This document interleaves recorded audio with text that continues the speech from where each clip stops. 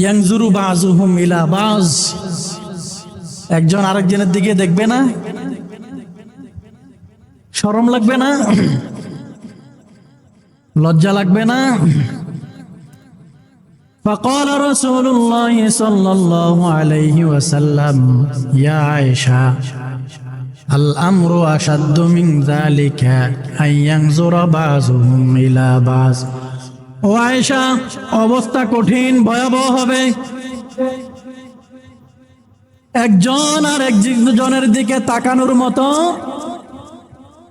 পরিবেশ থাকবে না। কে কার পাশে দাঁড়িয়েছে, কার পাশে কে আছে, ডানে কে আছে, বামে কে আছে, সামনে কে আছে, পিছনে কে আছে, এগুলো দেখার মতো পরিস্থিতি আর পরিবেশ থাকবে না। প্রত্যেকেই নিজেকে নিয়ে এত চিন্তিত আর টেনশনে থাকবে।